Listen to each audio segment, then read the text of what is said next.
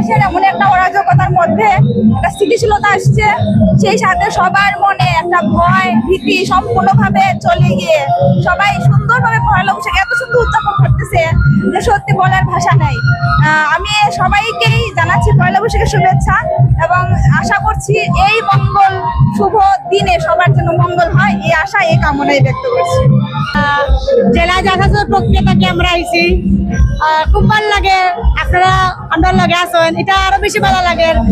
সবার কাছে আমরা গানগুলা পৌঁছাই দেওয়ার লাগে তো আপনারা আসেন, আপনারও অনেক ধন্যবাদ যে আমরা গানগুলা সবার কাছে পৌঁছাই দিও দিরা। আর সকলকে শুভ নববর্ষ। আমরা সবসময় ঈশ্বরাঞ্জলি আমরা যুক্ত থাকি, আমরা খুব ভালো লাগে শিল্পকলা প্রোগ্রাম করতে। এবারে ওনাদের আয়োজন ৬টি ঋতু নিয়ে খুব এক্সট্রা একটা আলাদা একটা অনুভূতি কাজ করতেছে। আর আমরা প্রতি বছর পহেলা বৈশাখ উপলক্ষে আমরা এখানে পারফর্ম করি, অনেক আনন্দ লাগে, অনেক মানুষ আসে অনেক সংখ্য থেকে, অনেক মজা হয়। আমরা গান গাই সবাই সুরাঞ্জলির পক্ষ থেকে, আর আমাদের গ্রুপের নাম সুরাঞ্জলি।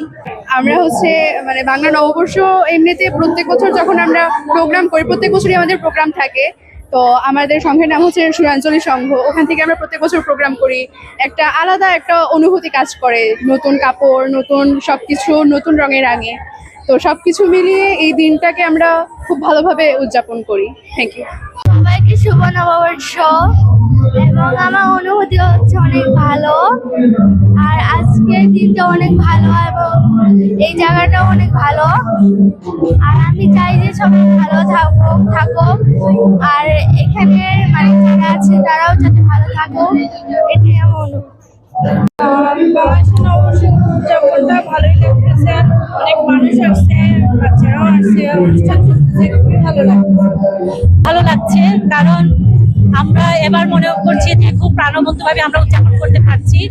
আর আমরা যারা সংস্কৃতি কর্মী বা আমরা যারা নৃত্যশিল্পী বা যারা শিল্পীরা আছে, আমরা সবসময় চাই যে আমাদের বাঙালি ঐতিহ্য সংস্কৃতি টিকে থাকুক। সেই হিসেবে নববর্ষের উদযাপন আমাদেরকে প্রাণবন্ত করে তোলে, আর এইভাবেই যাতে প্রত্যেক বছরই উদযাপিত হয় সেই কামনা করি।